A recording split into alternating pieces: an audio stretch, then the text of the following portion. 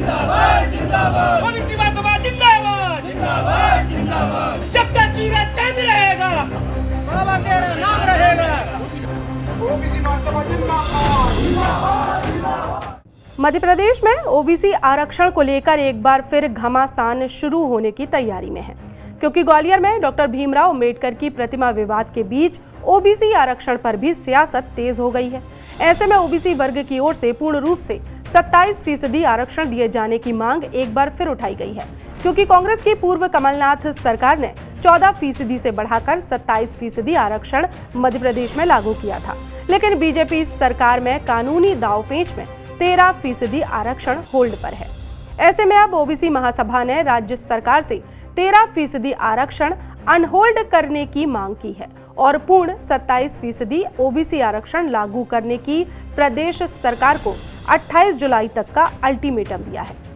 दरअसल ओबीसी वर्ग लंबे समय से अपनी जनसंख्या के आधार पर आरक्षण देने की मांग कर रहा है और एक बार फिर ओबीसी वर्ग मध्य प्रदेश की भाजपा सरकार की मुश्किलें बढ़ाने जा रहा है, जिसे लेकर बीते दिनों एमपी के करीब सभी जिलों में ओबीसी वर्ग ने मुख्यमंत्री के नाम कलेक्टर को ज्ञापन दिया है, जिसमें होल्ड किए गए 13% आरक्षण को बहाल करने की मांग की गई थी। ओबीसी महासभा का आरोप है कि बिना वजह ओबीसी वर्ग के आरक्षण को होल्ड किया गया है, जबकि प्रदेश के मुख्यमंत्री खुद ओबीसी वर्ग से आते हैं और मुख्यमंत्री होने के बाद भी अगर वे आरक्षण बहाल नहीं कर पा रहे तो ये बहुत शर्मनाक बात है।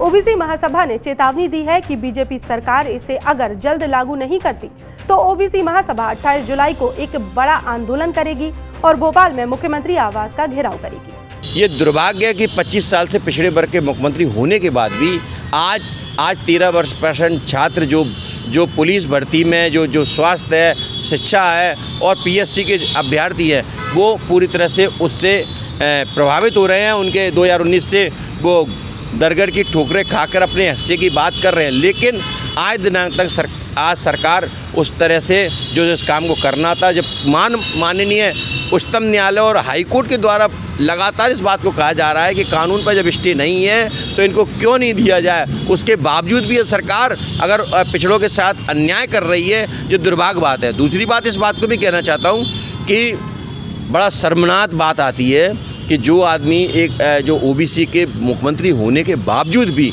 अगर पिछड़े वर्ग को सामाजिक न्याय नहीं कर पा रहे तो इस एक शर्मसार बात है। जहां कमलनाथ जी एक अपर कास्ट के होकर उन्हें 27% आरक्षण दिया, उसके बाद अगर वो एक अपर कास्ट के होने के बाद अगर वो दे रहे हैं और उसको अगर आप जो आज वर्तमान में सरकार उसको लागू नहीं कर रही, तो कहीं ना कहीं ओबीसी महासभा और ओबीसी वर्ग में काफ़ी रोष है।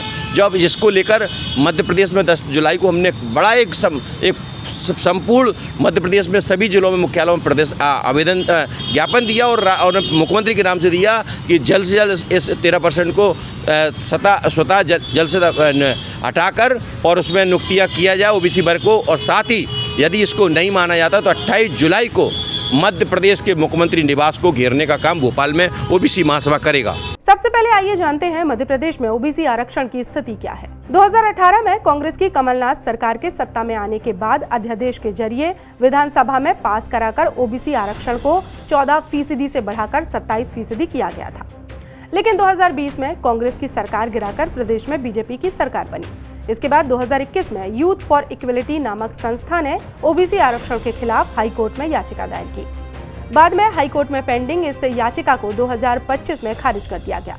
कोर्ट ने प्रदेश सरकार से अपने स्तर पर ओबीसी आरक्षण के इस मुद्दे को सुलझाने के निर्देश दिए थे। एमपी शासन के महाधिवक्ता ने भी सामान्य प्रशासन विभाग को ओबीसी वर्ग की नौकरियों में आरक्षण के लिए 87/13 फॉर्मूले पर अभिमत के जरिए विचार करने की सलाह दी थी। इस दौरान कांग्रेस ने भी इस मुद्दे को जोर शोर से उठाना शुरू कर दिया, जिसके बाद से अब तक बीजेपी सरकार 13% आरक्षण को होल्ड पर रखे हुए है। इस बीच अब ओबीसी महासभा की ओर से पूर्ण रूप से 27% आरक्षण की मांग एक बार फिर जोर पकड़ रही है। मध्य प्रदेश में 27% आरक्षण की मांग को लेकर कांग्रेस ओबीसी वर्ग के साथ खड़ी नजर आ रही है, तो वहीं बीजेपी ने कांग्रेस पर ही ओबीसी आरक्षण अटकाने का आरोप लगाया है। दोनों पक्षों ने क्या कहा, आइए सुन लेते हैं। देखिए, बात ये 2018 से शुरू हुई है, जब कमलनाथ जी की सरकार थी और उस समय ओबीसी आरक्षण 14% था। मध्य प्रदेश में ओबीसी आबादी करीब 60% है। तो कमलनाथ जी ने उस समय अध्यादेश के जरिए 27% तक आरक्षण कर दिया था और उसके बाद विधानसभा से कानून पारित करवा लिया था और भारतीय जनता पार्टी के विधायक भी उस समय सदन में थे। जब 27% आरक्षण का कानून बन चुका है, विधानसभा से पारित हो चुका है, फिर ये मोहन यादव सरकार और इसके पहले शिवराज सरकार भी थी, तो उसे लागू क्यों नहीं कर रही है। कोर्ट में मामला गया, हाई कोर्ट में गया, सुप्रीम कोर्ट में गया, तीनों जगह ये कहा गया कि जब विधानसभा से कानून पारित हो चुका है, 27% आरक्षण ओबीसी को दिया जा चुका है, तो आप बार बार कोर्ट क्यों आ रहे हैं, आप इसको लागू कीजिए। तो भारतीय जनता पार्टी लागू नहीं करना चाह रही है, क्योंकि भारतीय जनता पार्टी विचारधारात्मक रूप से SC ST OBC के विरोधी है। प्रतीकात्मक रूप में भले ही भारतीय जनता पार्टी कुछ भी करे, अब OBC महासभा कह रही है कि हम आंदोलन करेंगे, सड़कों पर आएंगे और 27% आरक्षण की बात करेंगे। कांग्रेस पार्टी OBC महासभा के साथ है और कांग्रेस पार्टी ने तो ये आरक्षण 27% OBC को दिया ही है, इसलिए इसे जल्द से जल्द लागू किया जाए। क्या लगता है, मुख्यमंत्री खुद OBC हैं लेकिन फिर भी इस तरह से पेंडिंग किए हुए मामले क्या कांग्रेस के चक्कर में किए हुए हैं? मुख्यमंत्री OBC हैं, लेकिन भारतीय जनता पार्टी की विचारधारा OBC और SC ST विरोधी है। मैंने कहा ना कि प्रतीकात्मक रूप में ये किसी को कोई पद दे सकते हैं, प्रतीकात्मक रूप से किसी महान नेता की मूर्ति बना सकते हैं, लेकिन इनकी जो मूल विचारधारा है वो दलित, गरीब, शोषित विरोधी है। और इसी कारण सुप्रीम कोर्ट, हाई कोर्ट के कहने के बाद भी ये 27% आरक्षण लागू नहीं कर रहे हैं और उससे OBC के जो लोग हैं, OBC के पढ़े लिखे युवा हैं, उनका नुकसान हो रहा है। तो कांग्रेस पार्टी की डिमांड है कि इस 27% आरक्षण को जल्द से जल्द लागू किया जाए।